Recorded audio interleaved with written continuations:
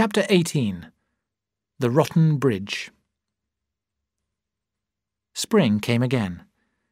The garden was bright with the flowers that Christine had planted in the autumn. Now Andrew would allow her to do no more work. "You've made the garden, now sit in it," he ordered her.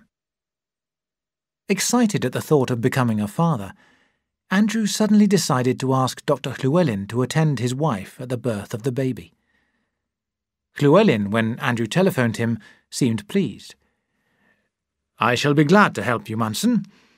I didn't think that you liked me enough to ask me to do this. I promise to do my best.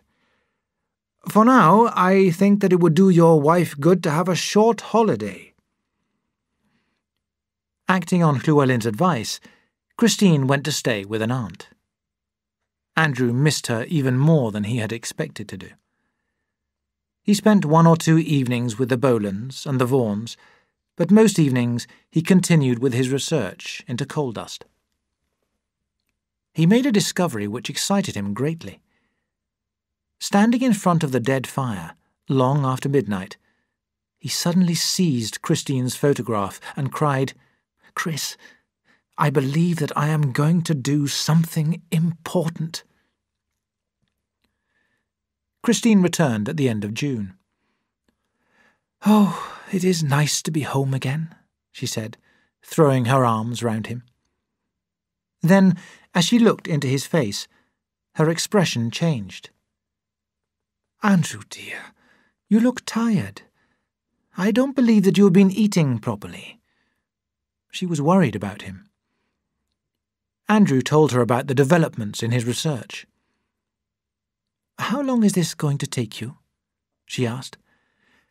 "I don't know. It may take a year, or it may take 5 years." "Well, in that case, you will have to work to a system. Keep regular hours, and not stay up too late, wearing yourself out." "There's nothing the matter with me." But Christine was firm. Every evening, while Andrew worked, she sat in his workroom reading. Then at 11 o'clock, she would rise from her chair and say, "Time for bed." "Oh, not yet. You go up, Chris. I'll follow you in a minute." "Andrew Manson, if you think that I'm going to bed alone in my state of health—" These last words, a joke about the baby that she was expecting, always ended the argument. With a laugh, he would stretch himself and put away his microscope. Towards the end of July, Andrew became particularly busy with his practice. One afternoon, as he walked up the road feeling very tired, he saw Dr. Llewellyn's car outside his gate. Thinking that perhaps the baby had been born early, he ran home, burst into the house, and said eagerly, "Hello, Llewellyn. I didn't expect to see you here so soon." "No," Llewellyn answered. Andrew smiled. "Well?" Llewellyn did not smile. "I have been trying to find you all morning," he said. "Is anything wrong?" Llewellyn looked through the window towards the old bridge in the garden. "Manson," he said gently, "this morning when your wife was walking over that bridge, a piece of wood broke. She fell. She is all right, quite all right, but I am afraid that the baby—" Andrew understood even before Llewellyn finished.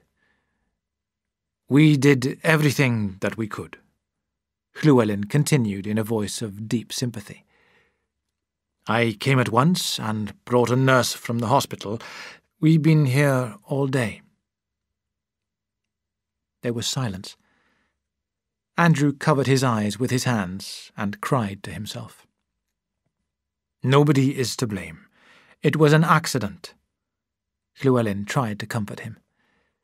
"Now, go upstairs and see your wife." His head lowered, Andrew went upstairs. Outside the door of the bedroom, he paused, breathing heavily. Then he went inside.